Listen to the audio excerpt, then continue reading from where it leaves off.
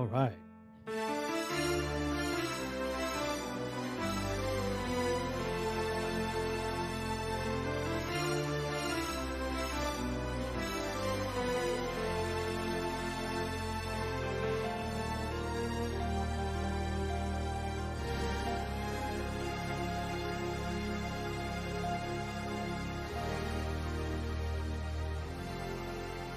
All right.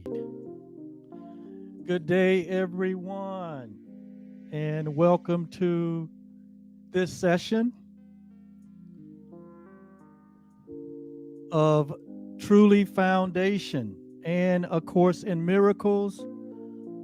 Hi, my name is Oliver Blue, and I am your temporary guide, your host for this session, your coach, your friend.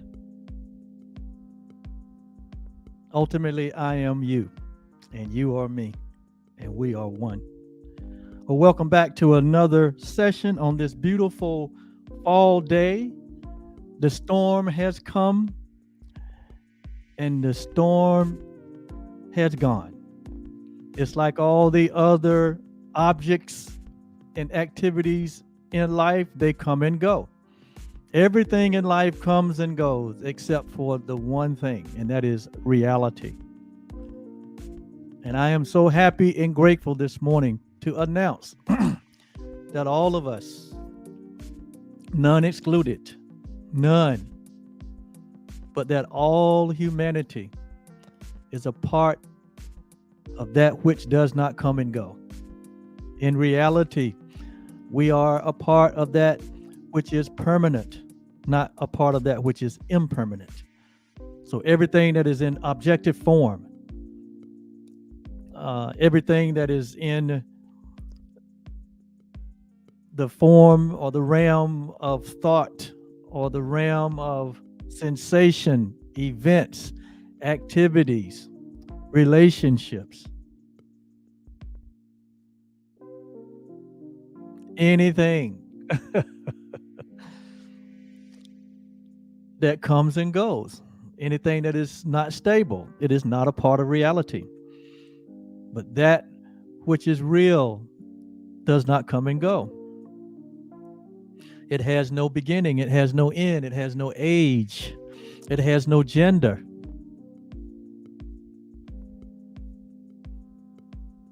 It has no opposites.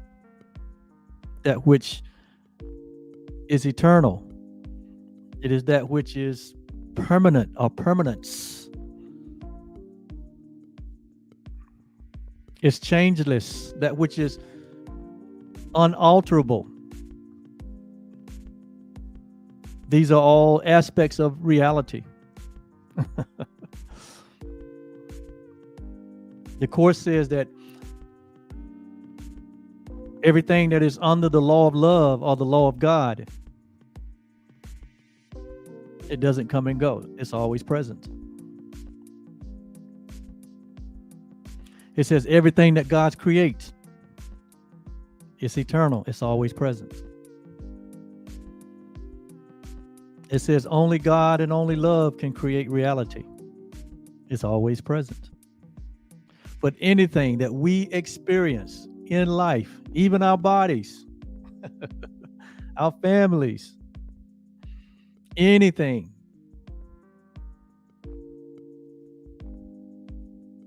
that is an object of experience or an object itself, everything in time and space, it's only temporal. If it can be seen with the natural eyes, it is temporal. That which is not seen is eternal.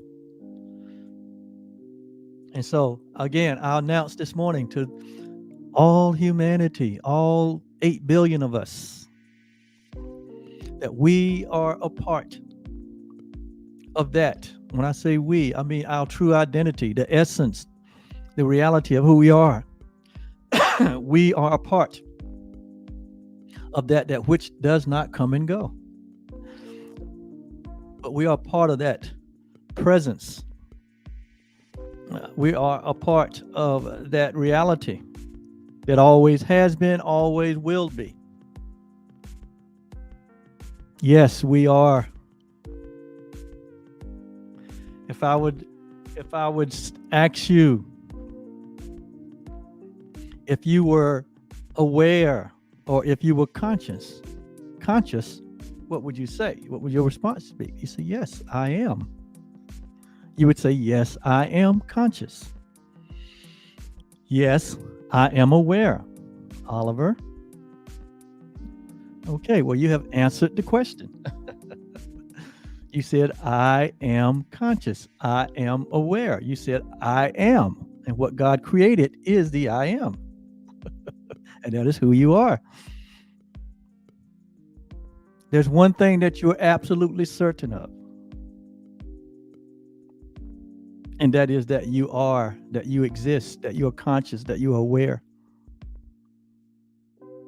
You are sure of that.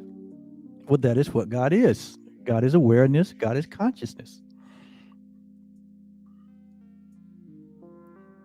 God is formless and timeless. Is your awareness and consciousness, is it formless and is it timeless? Is it the same awareness that you had when you was 3 years old or 10 years old? Has your awareness aged? Has your consciousness aged? No, it's the same consciousness. Is it different than the consciousness of someone else? No, it's the same consciousness. Do we breathe the same air? Of course we do.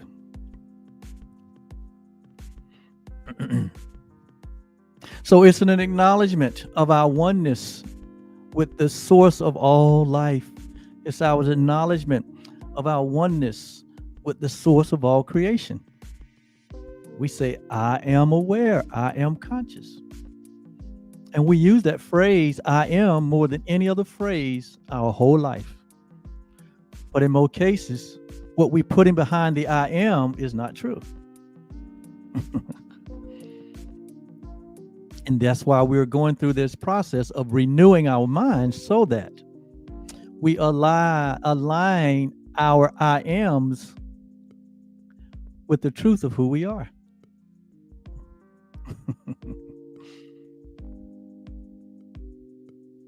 And so this morning we look into workbook lesson 210, which is the 10th lesson in this 6th review period that we're in. And boy, is this a grand idea for us to review and to remind ourselves of. But we always want to start these review lessons with our central theme, which we have started with the previous 9 review lessons. And that central theme that we're using during this review period is this. I am, okay, that's that I am again. I am not a body. I am not a body. I am free. For I am still as God created me. So this is a bold declaration that we make this morning, that I am not a body. A body represents the temporal. It represents limitation. The body represents birth and death. In fact, the Course says the body represents an attack on God, in the sense that it symbolizes that which is not eternal.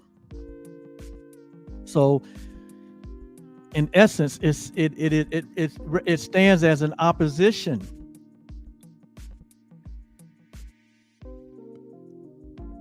to eternity. It stands as an opposition to perfection. The body does.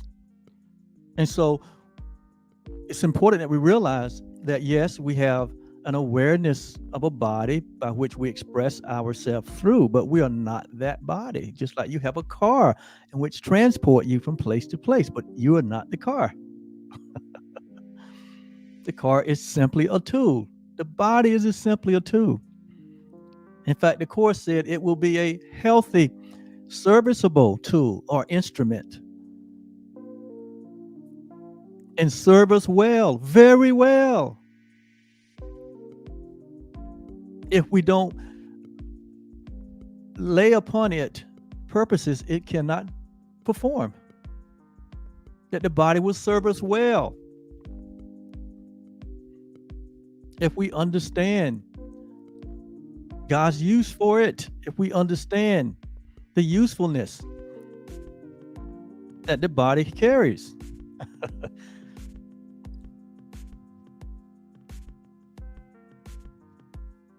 And when we understand that, the body becomes, again, a healthy, notice now, healthy, serviceable instrument for us to express our purpose in time and space. And so, but we're not the body, and we're not a body. We're aware of one that we express ourselves through.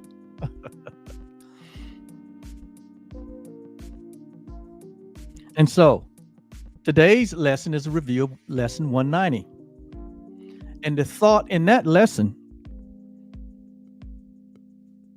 is this: I choose the joy of God instead of pain.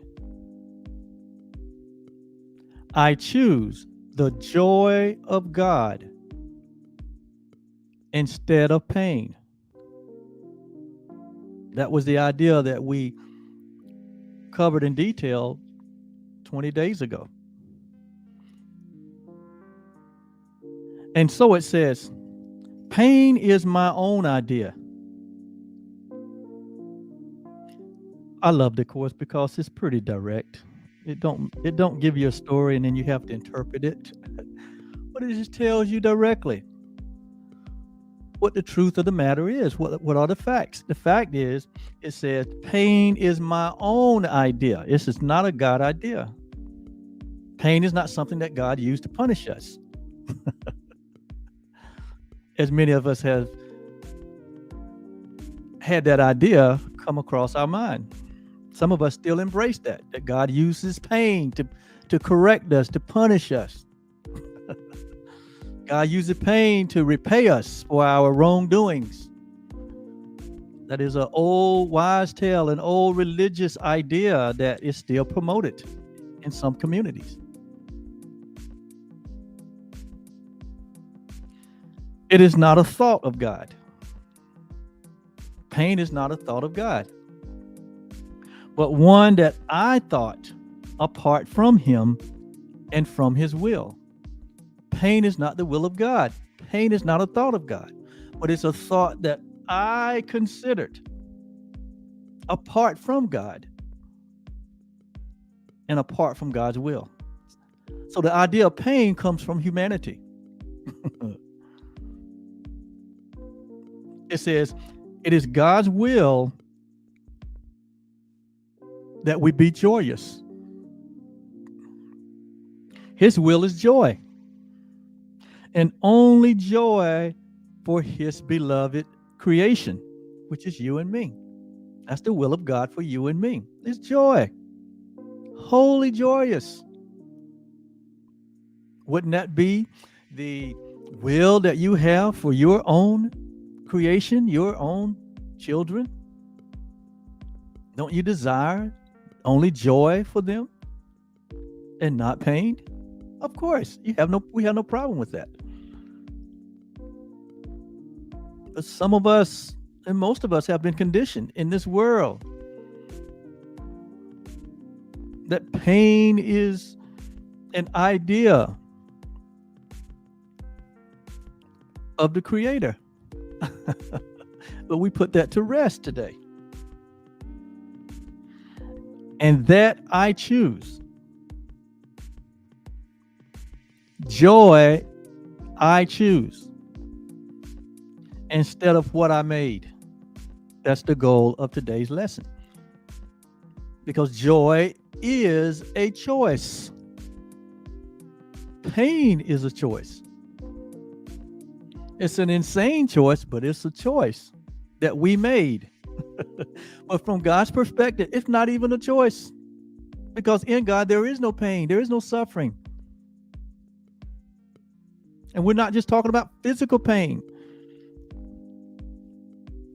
One of the most excruciating pain is the mental pain, emotional, psychological pain.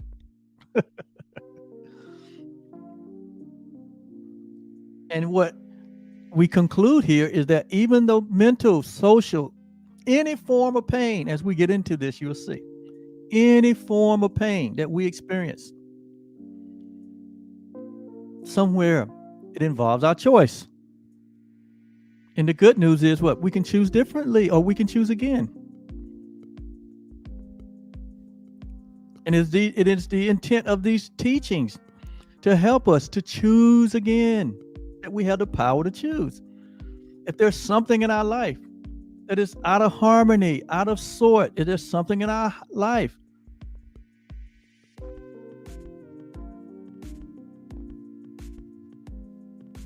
that we are discontent with, somewhere we have been a part of the cause of that based on our choices. We always experience the results of our choices.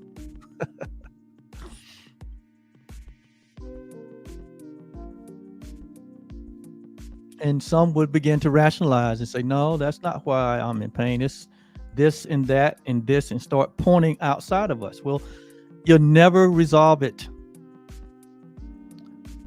It'll never get resolved putting it outside of you. Every problem, every solution is placed right under your authority, right under your power to choose. And until we get to that place in our life, instead of blaming external situations, circumstances, conditions, history, blaming different aspects of life, government, politics, my family, this group, that group, until we get to the point where we take full responsibility for our state of being, our state of mind, we will only stay on the hamster wheel of name it and blame it with no solution. But when we take full responsibility for our state of being, then everything has the potential to change instantly. And so I am not a body. And that's one of the first things we need to change in our thinking, that we're not body identification. And I'm not saying that to say that the body is bad. No, the body is required for you to be in this element, for you to be appearing in this dimension. A body is required. But that is not who we are. In order for you to fly from the United States to Europe,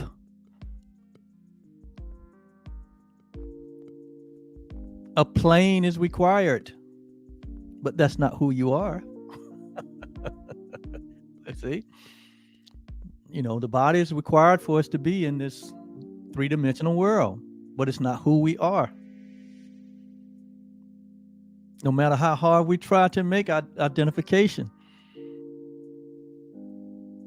as pertaining to the body, it is not who we are. And it's an aspect of bringing on the pain and suffering that comes from body identification. Most pain and suffering comes from body identification. But when we identify with the true essence of who we are, when we identify with the reality of our nature, our divine nature, our infinite nature,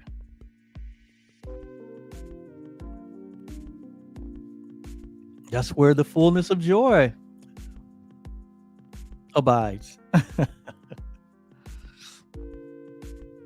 And so I am not a body. I am free. For I am still as God created me. But when we look back on Workbook Lesson 190, we just want to highlight some points that we covered when we went through it as a reminder. It says, I choose the joy of God instead of pain. I choose the power of choice. And between stimulus and response, in that space in between being stimulated and prior to responding to the stimulation, there is a space. And in that space is our power to choose. It's our power to accept, or it's our power to reject thoughts, ideas.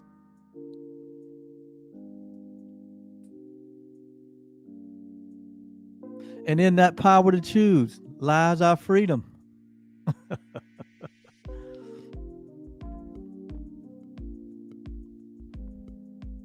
That's why I think that if you look at scripture, there's a couple scriptures that says, choose you this day what you will serve. In other words, choose you this day what you will embrace, what you will embrace as your own. And we do that every day. Every day that we wake up, we're making choices. And our choices reflect how we see ourselves. Our choices reflect the image that we hold of ourselves. The choice reflect whether we truly embrace the idea of our oneness with God, and that God is our source, and that God is our very life. Or our choices reflect the idea that there is another source, that we are the source of our own life, or that there is multiple choices and multiple sources. We make that choice every day, all day. And that's why I said at the beginning of this lesson, we are standing, we are living, we are expressing that which we hold as our truth. So it says pain is a wrong perspective. Notice now. It says pain is a perspective, but it's a wrong perspective, or a perception, or a wrong perception. So this has to do with our thinking, or our system of thinking. It says pain is a wrong perception when it is experienced in any form. Notice now, in any form that pain is experienced, it says it is a proof of self-deception. Oh my God. That place all the onus on us. It says pain is a wrong perspective, and when it is experienced, when it is experienced in any form. Notice now, any form, whether it be mental, psychological, physical. It said it is proof of self-deception. It comes through self-deception. It is not a fact at all. Notice now, it is not a fact. Why? Because that which is a fact, it doesn't come and go. Facts doesn't come and go. Facts remain the same. Like the only true fact here in life is you and me. And not the body identification, you and me, but the divine, eternal, real identity that we are as being what? The very creation of God. That's a fact. In fact, it is a matter of fact. That is who we are in reality. But when we try to make the fact that the body is our true self, that's where the wrong perspective. That is where the experience of self-deception is on display in the form of what? Pain. It says there is no form it takes that will not disappear if seen aright. There is no pain that will not go as quick as it arrived if seen aright or seen through the proper perspective. For pain proclaims God cruel. How could it be real in any form?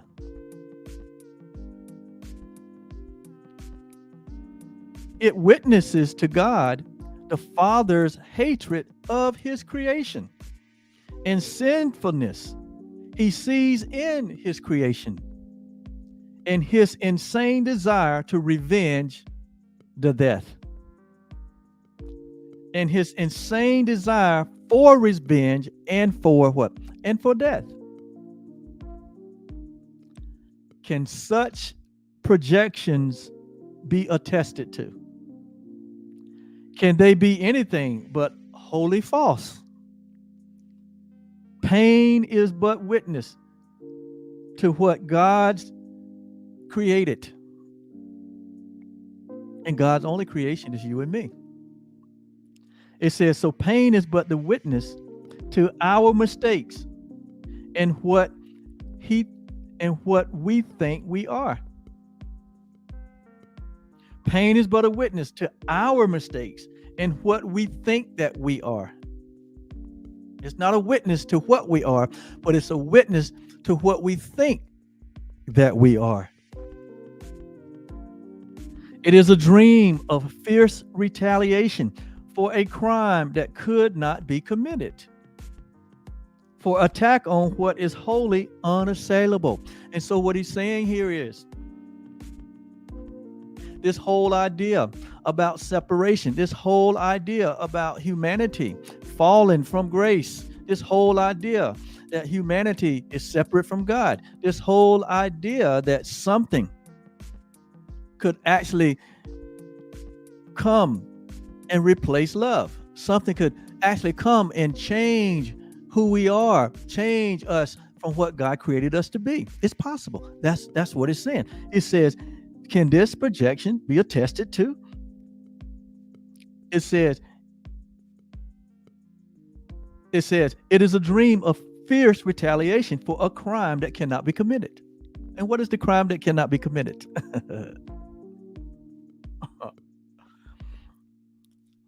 The crime of guilt, the crime of separation,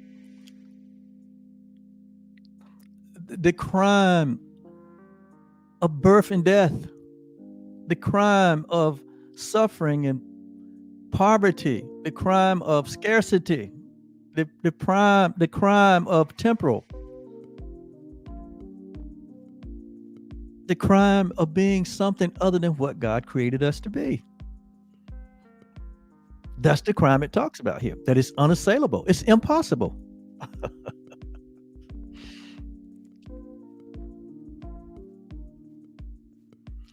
It is a nightmare of abandonment, that God has created something that failed and he abandoned it. That's the whole idea here.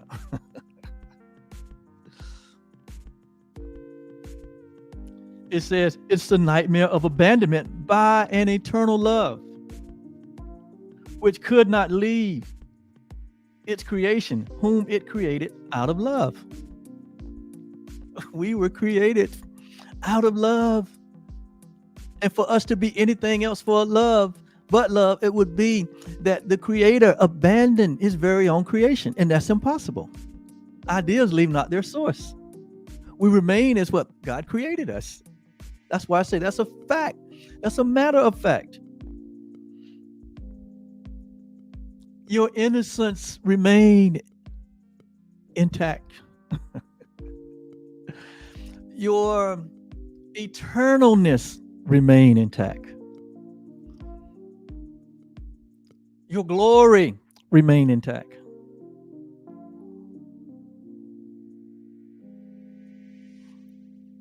The source of all of your life, it remains intact.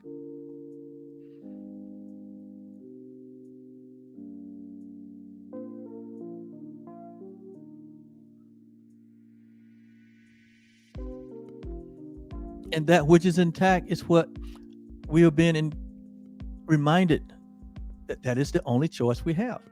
We choose for joy instead of pain.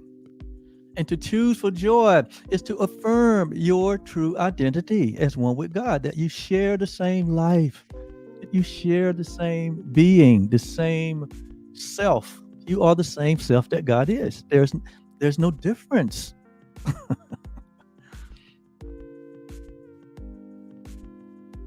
There's no difference. But you can't look at the body and try to make this a reality. The body will send you all the signals that is totally opposite of your true identity. This world in its effect, this world in its many forms, in its many ideas and its many thoughts will not communicate back to you this truth of your reality. Actually, it'll communicate back to you the opposite. If you don't believe me, look at what's happening in the world. Look what's happening in the world.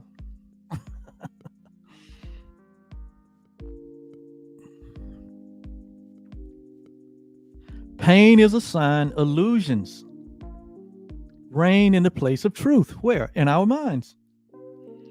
It demonstrates God is denied, confused with fear, perceived as mad, and seen as a traitor to himself. If God is real, there is no pain. Why?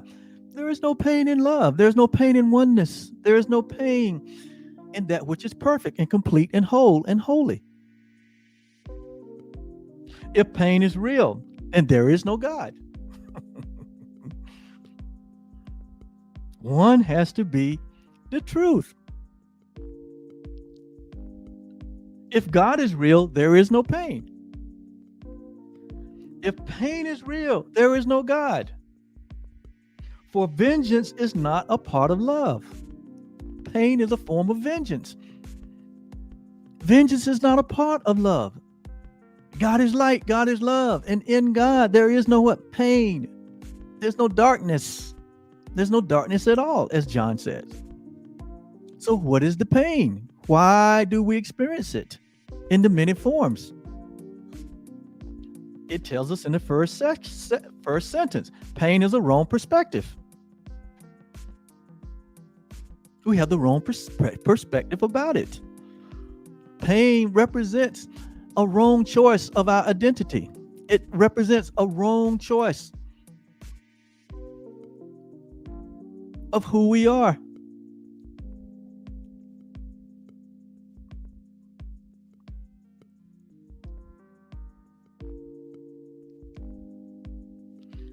So it concludes in paragraph 4 by saying,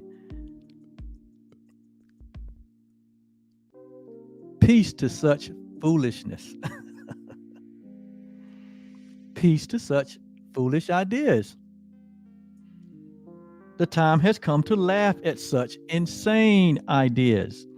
There is no need to think of them as savage crimes or secret sins with weighty consequences. Who but a madman could conceive of them as cause of anything? Their witness, which is pain,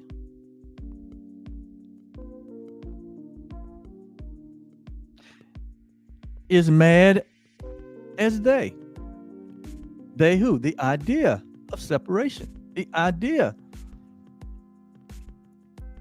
that love includes pain. The idea that a loving father will abandon that which he has created.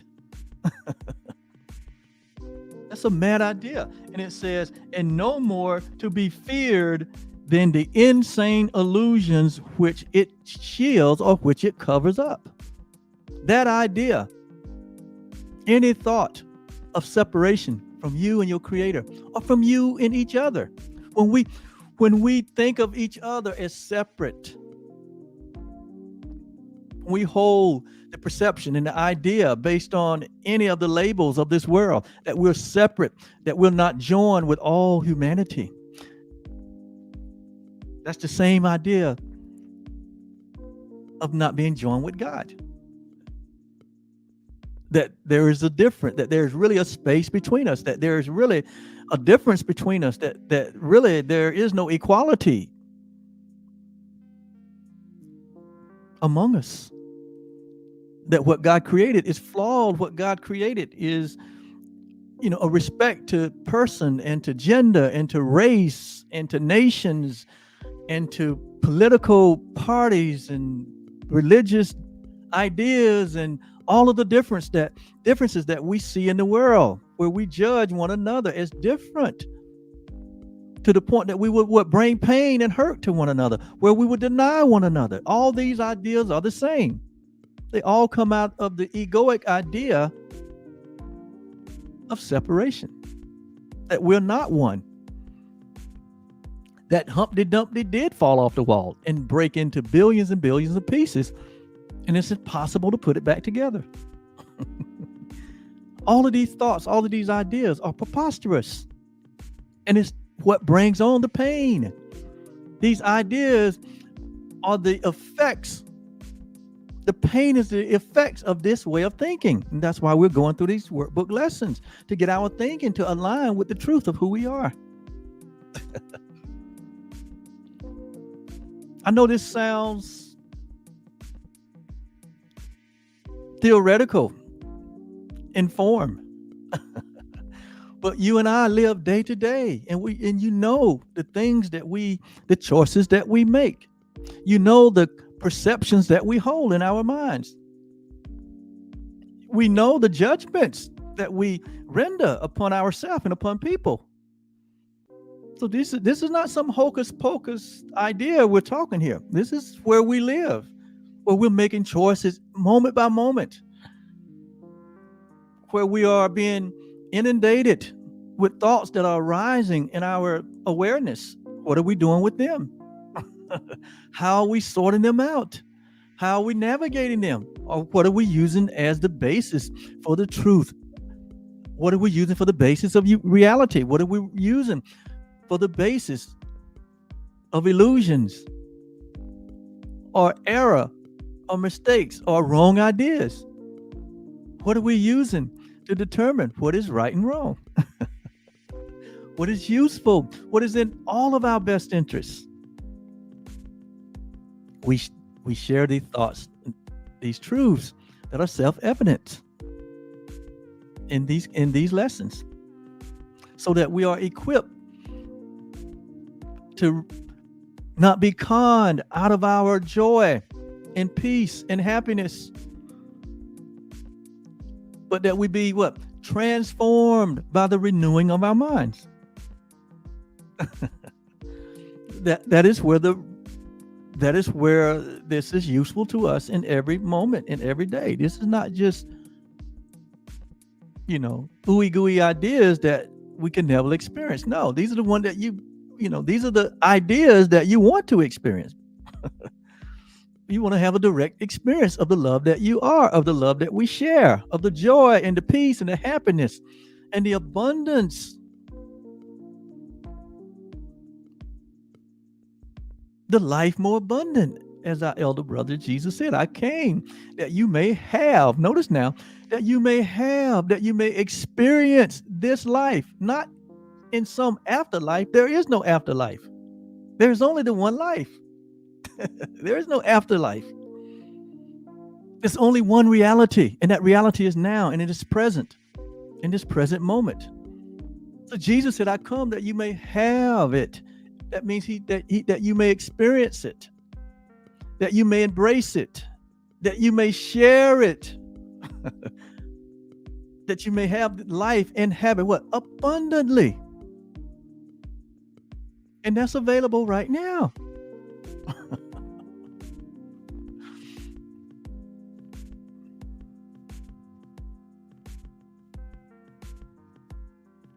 I get so excited, I get excited about these truths. I know what they have done in my life. I know what they have done in others' lives as they have embraced these realities, being willing to give up that which we were conditioned, that which we were fashioned, being able to give up those things that were just blocks to our awareness of the truth. And I get excited. And I hope you are excited. It's one thing to be in the dark and not know. I've been there, done that. And I was miserable. All I knew was what I was taught. And what I was taught wasn't always right. Especially from a universal, from a spiritual awareness aspect, which affects every part of your life. How you see yourself, what you know yourself to be, your self-awareness, your self-image of yourself. That's so important. Because if it's not correct, everything is done in fear. But when you come to know the reality of who you are, everything is done in love. Everything is done in light. And it's true that you can love freely all things, all people, because it's loving yourself. And that's a freedom you cannot buy. You cannot open up an account, a brokerage account, and buy stock into that. You can't go to the store and buy it off the shelf. You can't order it off Amazon. This is an awareness that has been freely given to you in creation. It just needs to be recognized. And that's the whole purpose of Truly Foundation, to help you to recognize the truth of who you are. It is not a change at all. It's simply a recognition, awareness, aware consciousness, enlightenment, pure presence, salvation, the new experience. It doesn't matter what you call it. The awakening. There's no price to pay for that. It can't be bought. But there is a decision to be made, a choice that has never, in many cases, been offered in such a way. And so that's why we are here. That's why we're here.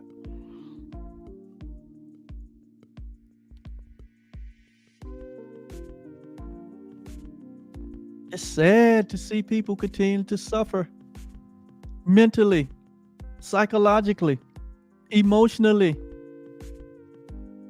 Well, that's where real suffering occurs anyway. It's sad to see people be unhappy, sad, depressed, anxious. And it comes from not knowing. It doesn't come from anything else. It has nothing to do with what you have or what you don't have. It really has nothing to do with who's in office and who's not in office. It has nothing to do with your race, your gender. It has nothing to do with your history or the history of your people. It has absolutely nothing to do with that. It all has to do with the choice that you are making concerning your identity. Because once identity is fully embraced, everything changes. Everything changes. I mean, absolutely everything in your life changes instantly. Because you realize that your life is not out there. You realize your life is not form. You realize your life is not contained with the things that you possess or the money that you have or the way you look or the way where you came from or what you're doing. It's not about, you could be homeless and come to this recognition and be happy. Because we already know you could be living in the grandest of lifestyles and be depressed because you don't know who you are. So what would a man exchange for his soul? That's what Jesus meant when he said that.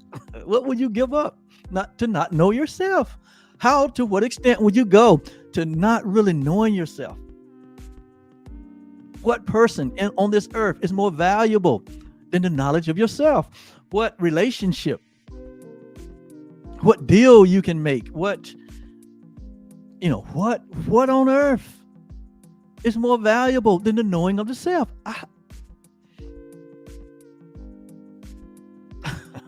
This is what Jesus meant when he said, when you find this great pearl, he said, you'll give up everything to get it. Why? Because it is everything. So you're not really giving up anything. You're gaining everything.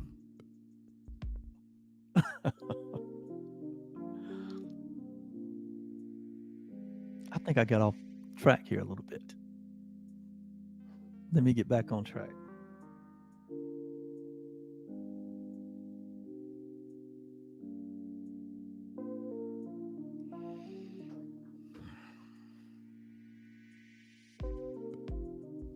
So peace to such foolishness.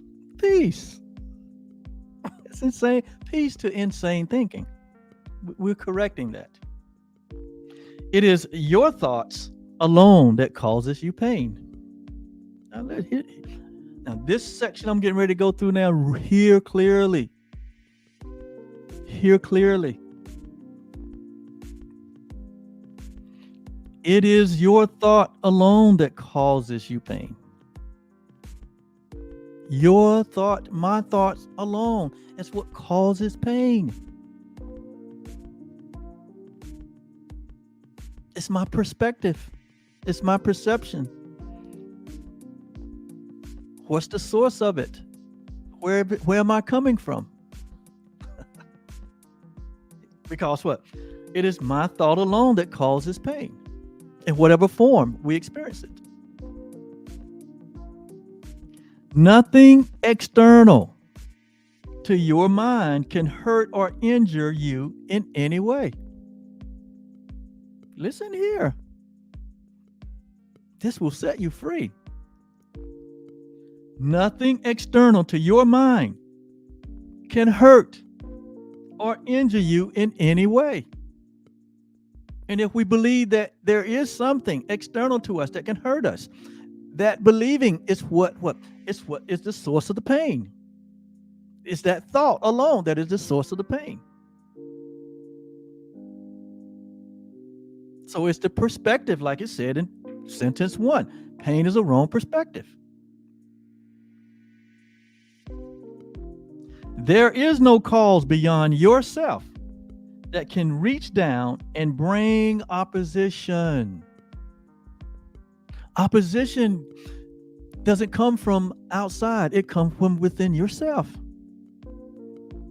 When you are opposed to your true nature, when we become opposed to the essence of our oneness with God, when we oppose our innocence, when we embrace the idea that we are guilty, when the world will label you guilty, a sinner, the world will label you as unfit, or the world will label you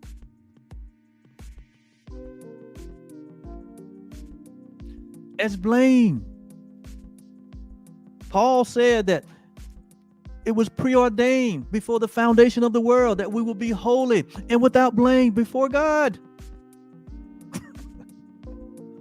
That's the truth of who you are. But when we reject that reality and we take on the thoughts of the world, we take on the guilt and the judgment of this world and of others and of ourselves, that is what's the cause of the pain.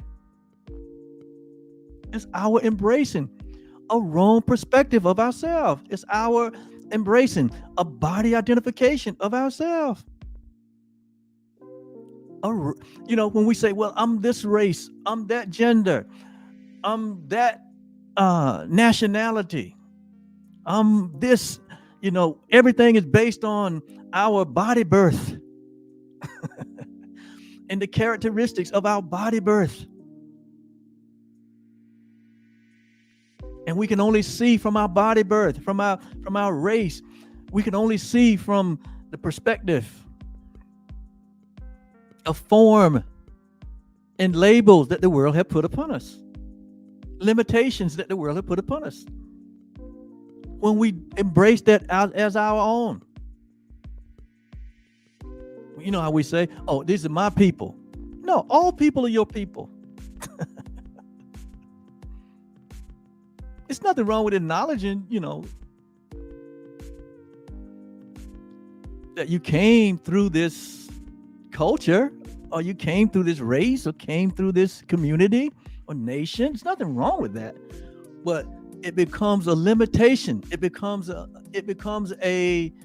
block when you begin to see yourself through that vein only, and do not honor the creation that is your only reality that God bestowed upon you. The honor that comes from God only. I love my parents. I love my siblings. I love my children, my wife. I love everybody. But who I am didn't come through any of those people. Who I am in truth, who I am in essence, it's an honor that comes from God only. And when I see through those lenses, when I see through that reality, everybody is somebody. Everybody is my body. I see all of us as one. I see all of us as equal. And when the collective in this world wake up to that reality and begin to operate from that Christ vision, the world's problems will begin to what? Be solved. Why? Because there's no fussing, there's no fighting. There's only love.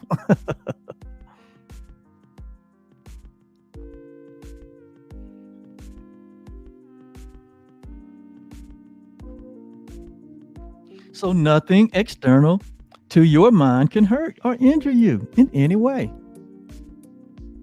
There is no cause beyond yourself that can reach down and bring opposition.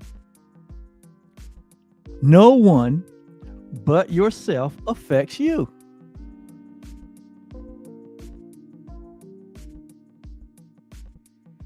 You say, Oliver, these sound good, but they ain't true. Okay.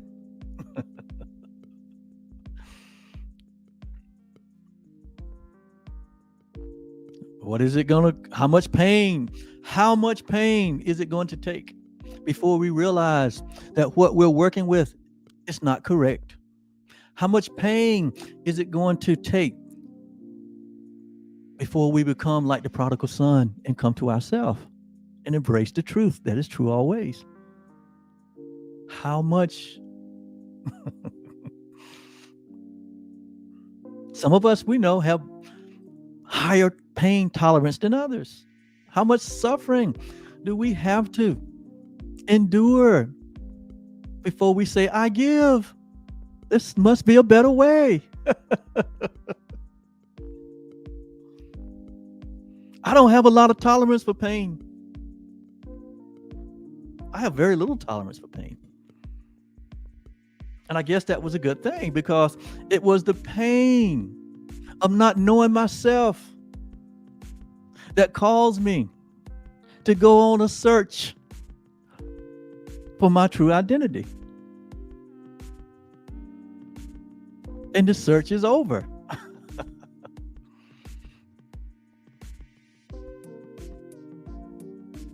So I couldn't take a lot of pain. I still don't deal with a lot of pain. In fact, I don't deal with pain at all. Why? Because it's my choice. I choose joy.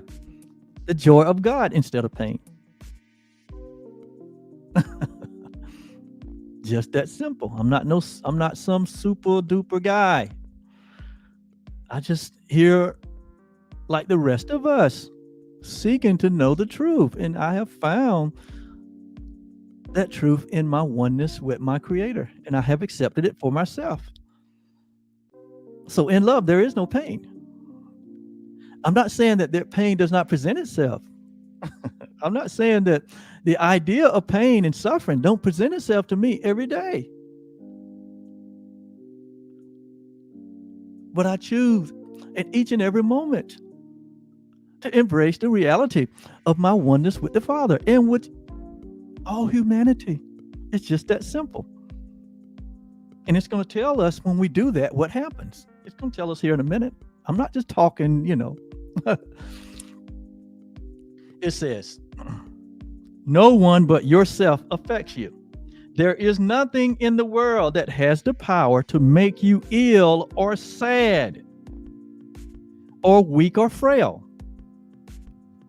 But it is you who have the power to dominate all things you see by merely recognizing what you are. That is your defense. That is your cure. That is your solution. The recognition of what you are, of who you are.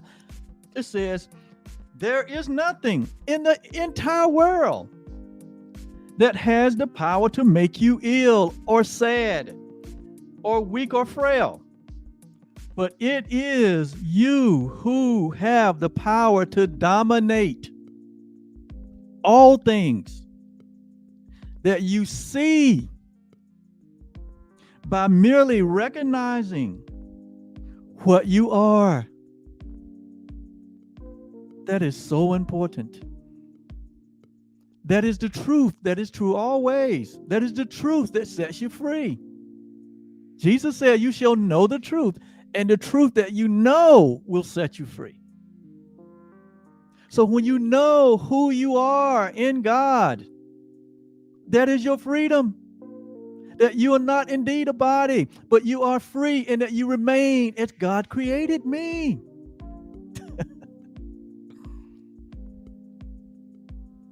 That is the grace and the peace that has been multiplied unto us through the knowledge. It's not going to come any other way. The world is spending billions and trillions and gazillions of dollars trying to find solutions to sicknesses and diseases. And they're treating the effects that show up in the body. They're not treating the cause. They're studying the effects to try to find a solution.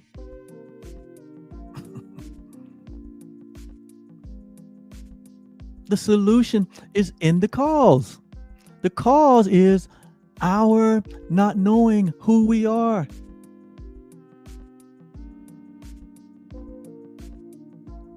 The cause is not knowing who you are, or not embracing the reality of your oneness with God and your oneness with each other, and that there is nothing else that is real. All others are illusions. All other forms, all other ideas, they come and they go.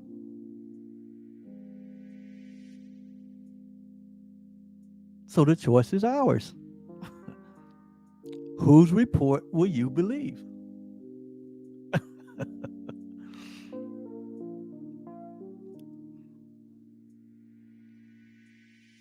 As the psalmist said, I'll believe the report of reality.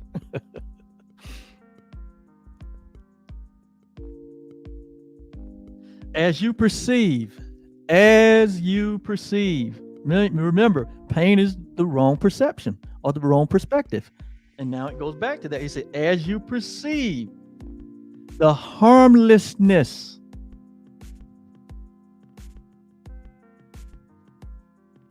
in them. In them what? In them ideas that are not true. When you perceive the harmlessness in being ill and sad and weak and frail, when you perceive the harmlessness and thoughts or ideas that are not true.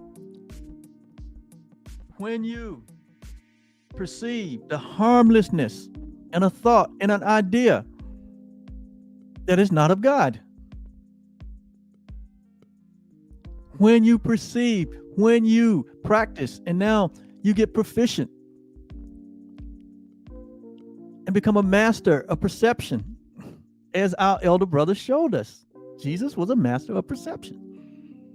He only accepted the thoughts of love. He only accepted the will of his Father in his mind, in his thinking. So he became a master perceiver. So he was not self-deceived by the world that he walked in his time and saw the sickness, disease, the pain, the suffering, the anguish.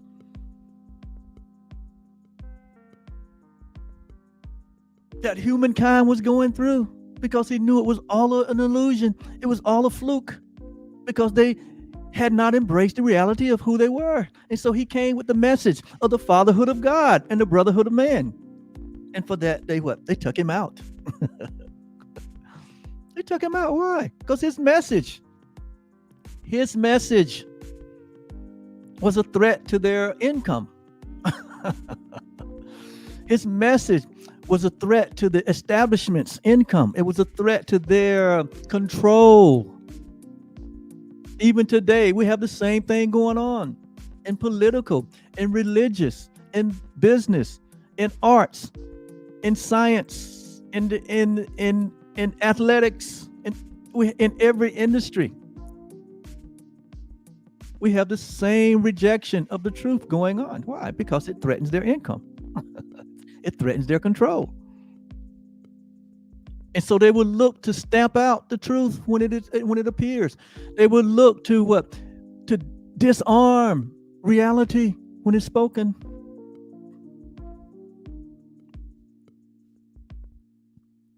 I know some things I say on this platform goes crosswise of tradition and what we have learned. I know it does. It's okay. I'm not here in opposition to anything. I'm for everything. I'm not opposed to anything. I'm for everything. And the truth is everything that is real. And that which is not real, I'm not opposed to it. I just don't pay it any attention. I don't pay attention to thoughts that come into my awareness that are not of God, that are not loving. I've become to learn to master, and I'm still learning to master. We can't control what comes into our sphere of in the form of thoughts. We can't control that. But what we can do is choose what we pay attention to, choose what we attach ourselves to, choose what we embrace as our own, choose what we accept, choose what we reject. It is the power of choice. And when you come to know, like it says here, when you recognize what you are, the choice is easy. When you recognize your eternalness, your oneness, your glory, your innocence, when you recognize who your Father is, when you recognize who humanity is, when they may not even recognize themselves. The Course said that Jesus was a man who saw the face of Christ in every human being that he encountered and remembered God. So instead of humanity,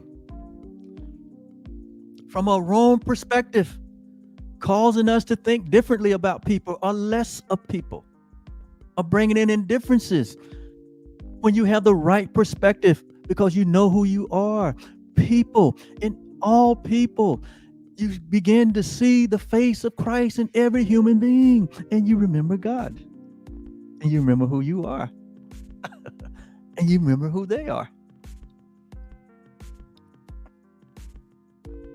And so you see love in everyone. You see yourself as everyone. So you wouldn't injure yourself.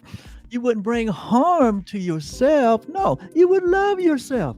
That's why Jesus said, love your neighbor as yourself, because your neighbor is yourself. That's the proper perspective. And there's no pain in that. Absolutely none. There's no pain in love. There's no pain in God. So there should be no pain in you when you wake up to the truth of who you are, regardless of what's going on in the world. The world's going to, the effects of wrong thinking is always going to be out there for you to observe with your natural eye. Why? Because as long as people are still asleep, they're going to produce the effects of sleep or darkness. It's going to always be out there. Jesus even said it. He said, you will always have that with you as long as there are others that are asleep. He said, that's why I'm going to leave you here so you can help wake humanity up. And that's what we're doing.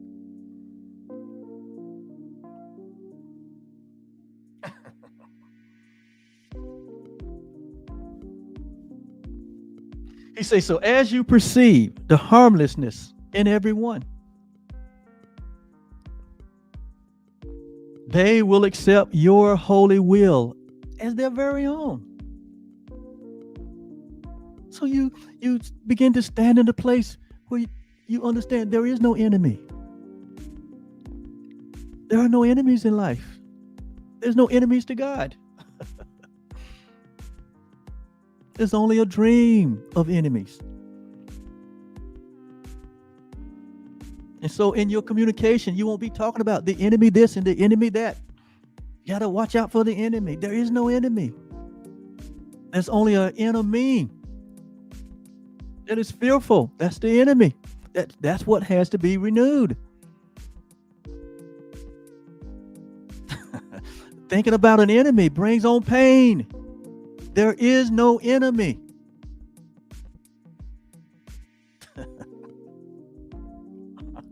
The only enemy is our ignorance. And ignorance is not bad. It just means that we're not informed, or we have rejected knowledge. And that's a whole different piece of work. So as you perceive the harmlessness in them, they will accept your holy will as their very own. And what was seen as fearful now becomes a source of innocence and holiness. There we go again. It's about your innocence. It's about your holiness. You are the holy home of God.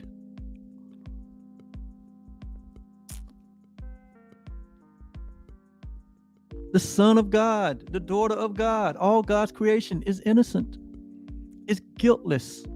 And it's in the innocence that is your reality.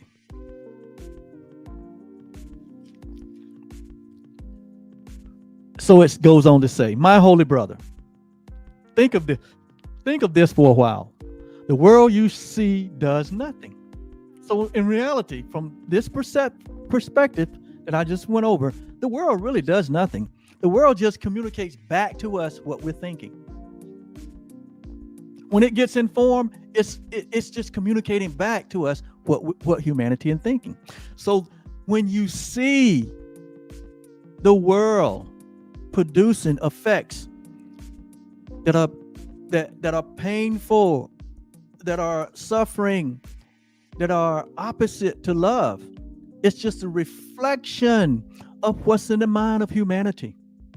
When we see an earth, when we see storms, when we see the raging of destruction in our world in whatever form it might take, from as simple as someone committing suicide, or someone going and performing a mass shooting in public or in a school, or when we see gang violence, when we see greed in the world, where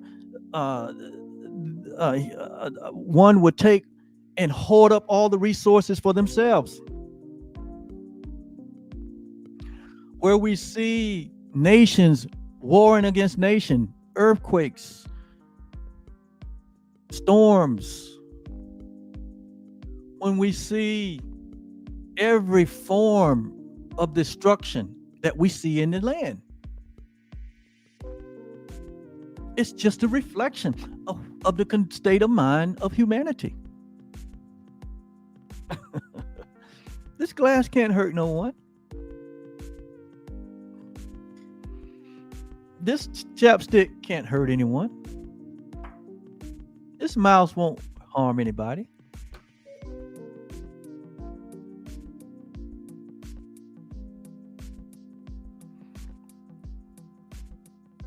In reality, a gun can't do anything of itself.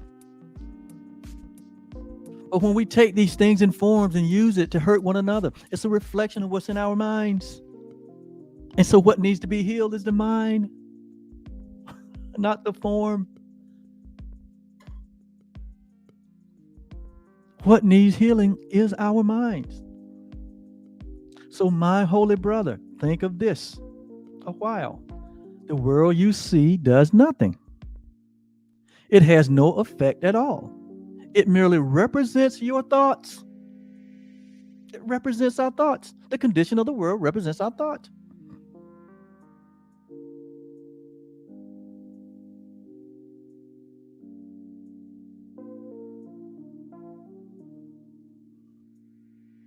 Where you're sitting at right now, where you're standing in right now, represents your thoughts. How you are expressing yourself in the world, it represents your thoughts. What you're happy about, what you're joyous about, what you're fearful about, what you're anxious about, it represents your thoughts. So we have to focus on renewing the mind. That's why we're doing this. This is why I've dedicated my whole life to my rest of my life to doing this. We think it's out there. We think it's in our history. We think it in our race, in our DNA. We think it's in our political party. We think it's in our, whatever, our religion. No, all those things just reflect what's in our minds. So we have to go through this transformation. You can't get around it. Jesus couldn't get around it. He spent the better part of his life seeking the truth. And when he was 100% convinced about it, he expressed it in his unique way through his ministry, through his love for all humanity.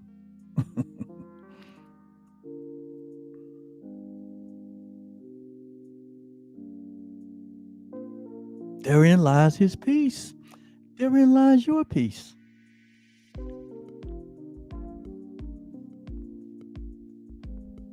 It merely represents your thoughts.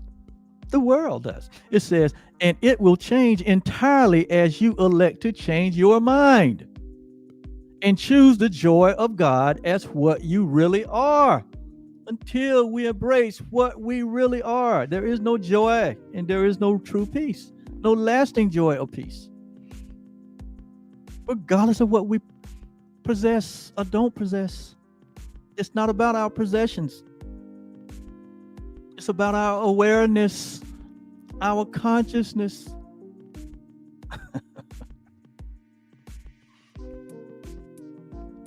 It says, yourself is radiant. Notice now. Okay.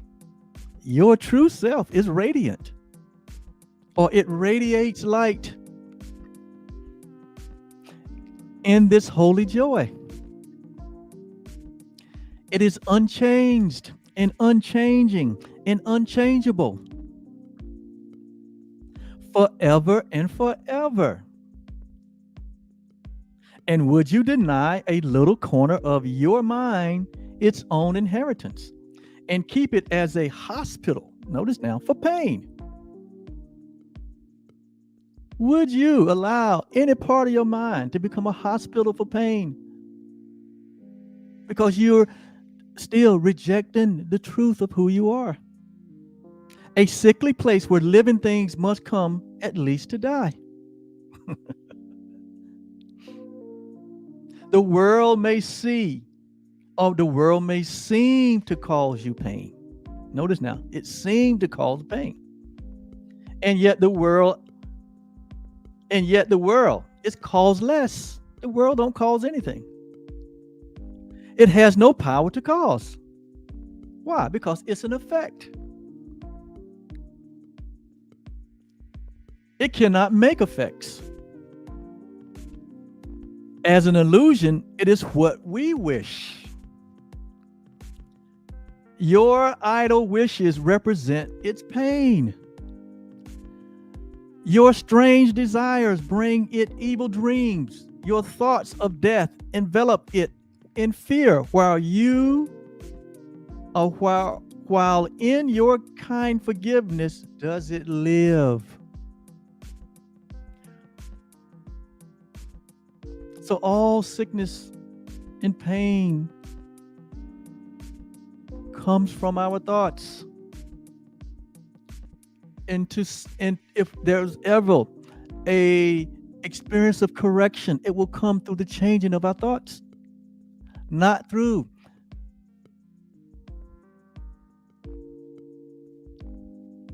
looking for a fix in the effects. Sure, I'm not downing medicine or downing anything that promotes release from pain or suffering.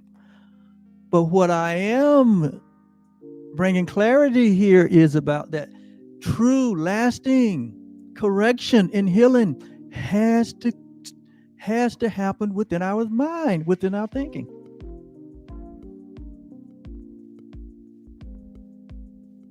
Most medicine say anyway, there is temporary relief. It gives you what? Temporary relief. It masks the pain, but it's coming back. So I'm not against medicine. That's not the message here. I am not against anything. I am for the truth. I'm here to share the truth here. That if you're looking for true healing, it comes in the knowing of yourself. You don't have to have medical insurance for that. I'm not against medical insurance. I'm just saying these are just all these other ways in the world that we look for solutions. They are just low vibrational solutions. They're not permanent. But if you are interested in a permanent restoration, if you're interested in a permanent healing within yourself, Jesus said, ask and it shall be given. Seek and you shall find. Knock and it shall be opened unto you. So if you're listening to me today, this is the opening up to you. And now there's a choice to be made. Is this a great pearl to you? Is this awareness, this consciousness is of great value to you? You'll know by the action we take.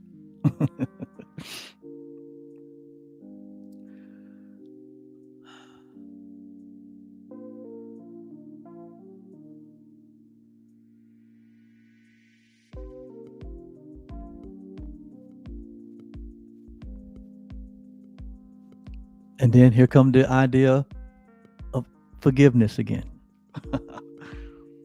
It says, your kind forgiveness causes it to live. Your thoughts of death envelops one with fear. But your kind forgiveness causes life. Pain is the thought of evil taking form. Pain is the thought of evil taking form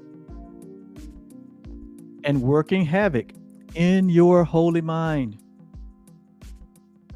Pain is the ransom you have gladly paid not to be free. In pain is God denied the creation that he loves. In pain does fear appear to triumph over love, and time replace eternity in heaven. And the world becomes a cruel and a bitter place where sorrow rules and little joys give way before the onslaught of the savage pain that waits to end all joy in misery.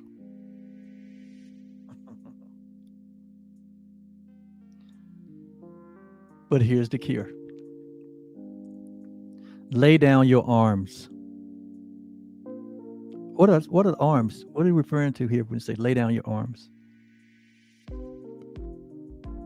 It is the ideas, it's the thoughts that we have bought into about who we are. That is not true. Those are your arms. It's the self that we have tried to make as a substitute of what God created. Those are arms. It's all the idols that we have placed between us and our reality. These are arms. And here it says, lay them down. Just simply lay them down. It's all our beliefs systems that has only brought us pain and suffering. It's the idea that we're separate from God and from one another. Those are arms. It's our prejudices. It's our allegiance to our race, our gender, our nation, our allegiance to all these things that separate us. That's our arms. These are all the things that we're interposed or put in between us and God.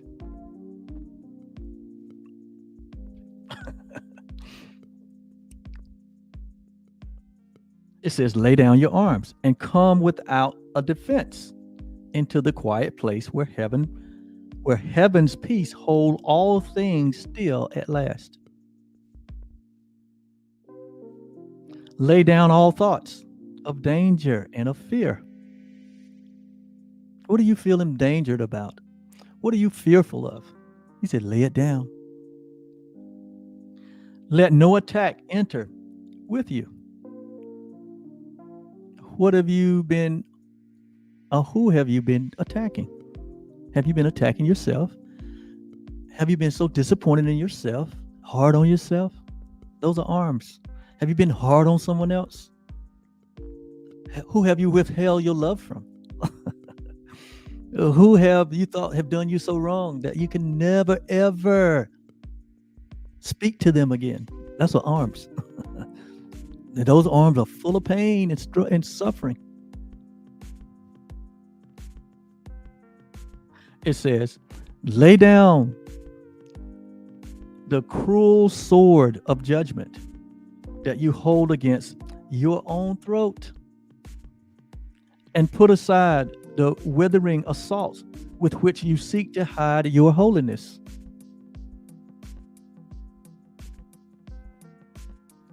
Why are you rejecting? Why do we reject our innocence, our wholeness, our holiness? Because we have embraced someone else's idea of who we are. We haven't self-inquired to who we are. We have depended on others to tell us who we are. We haven't taken responsibility for our own life, for our own awareness and consciousness of who we are. We have ignored the call to peace. Some of us have made politics our God. And it has driven us into a place where we know it's not right, but we're still hanging on to it.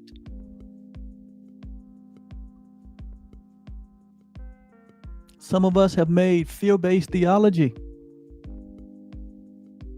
our God. Someone else's concept of God, we have made it ours. And we see God as an unloving father That's an arm. We need to lay that down.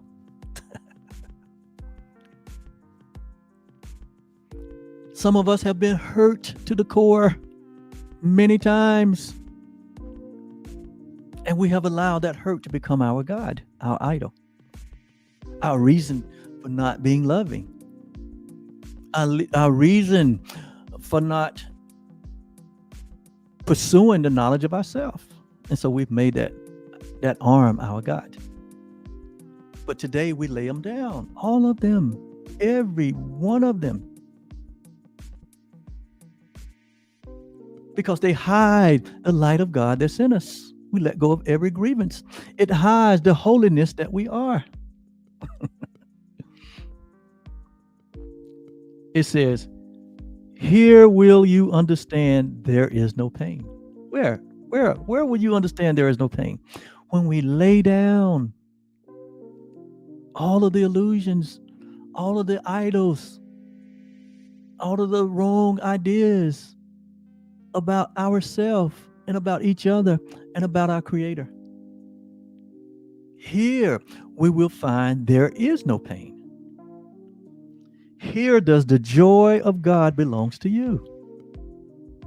This is the day. Notice now, this is the day when it is given you to realize the lesson that contains all the salvation's power. This is the day that you realize the one lesson that contains all of salvation's power. It is this. Here's the lesson. Are you ready? You got your pencil and paper? It says, pain is illusion. Joy is reality. Pain is but sleep.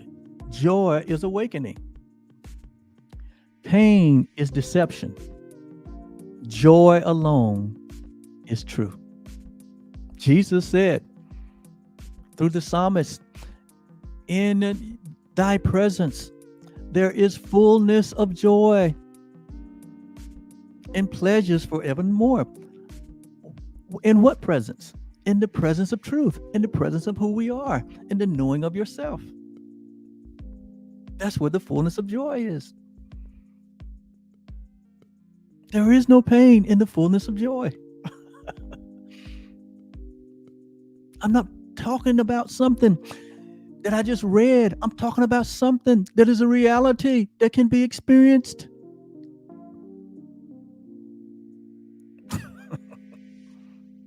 I'm talking about something that I know.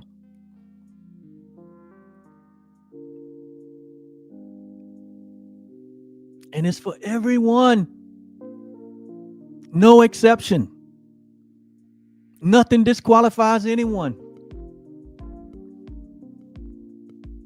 It's a matter of choice.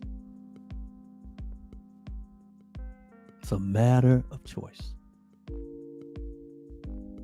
And even in our own choosing, we can't change the reality of who we are.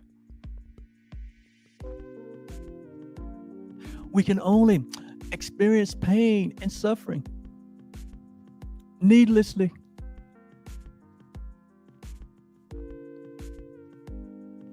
And that's only temporary. That's only in the dream, because in reality, there is no pain and suffering. And so again, we make the only choice that ever can be made. We choose between illusions and the truth, or pain and joy, or hell and heaven.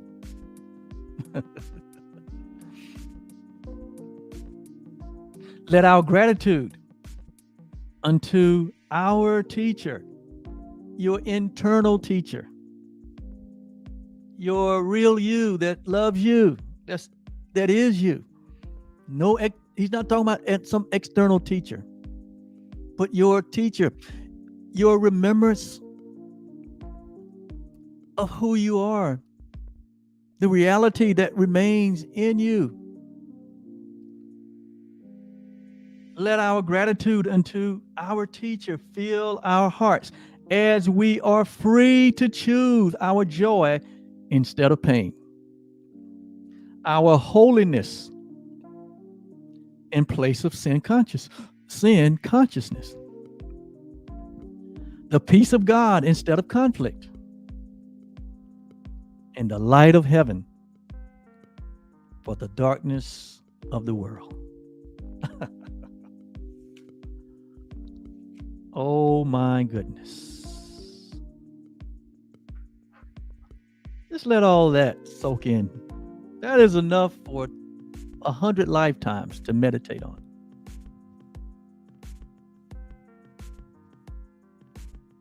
And this concludes Workbook Lesson 210. I am not a body. I am free. And I remain as God created me. I choose the joy of God instead of pain. Pain is my own idea. It is not a thought of God, but one I thought apart from God and from God's will.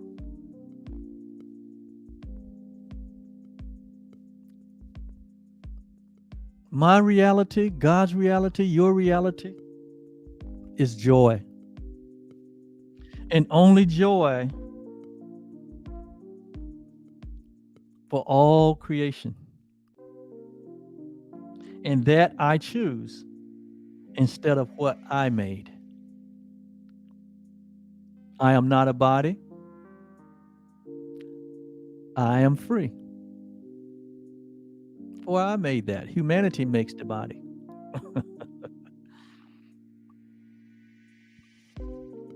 Humanity makes bodies. Reality creates like itself. God gave us life and life more abundantly. The same life that God is the same life that we share. For I am still as God created me. Thank you so much. I know this was a little lengthy, but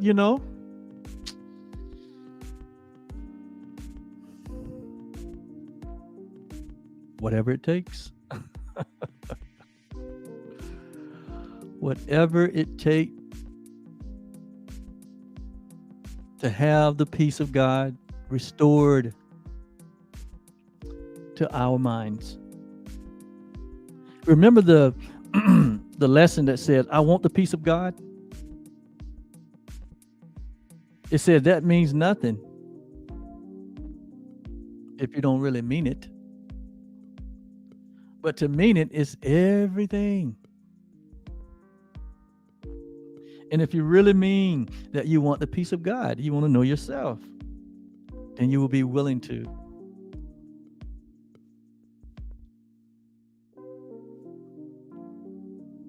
ask, and it shall be given. Seek, and ye shall find. Knock, and it shall be opened unto you. It may not come in the form that you had imagined, but it's going to come. It's guaranteed to come. When you ask, it is guaranteed. The answer is guaranteed. And sometimes it'll come in a form that you might have a prejudice against. Or it might come in a form where you say, oh, I know him. He, oh, don't listen to him. Sometimes it'll come in a form that will surprise the heck out of you. And you have to be willing to what? Look past the form.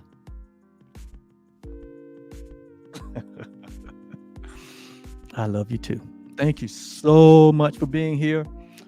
And we're going to be moving this train on down the track. We're going to be climbing this ladder.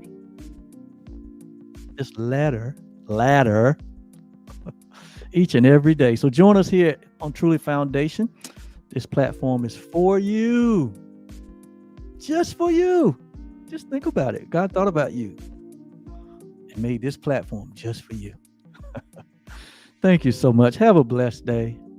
And we'll be back with the next lesson. Bye-bye.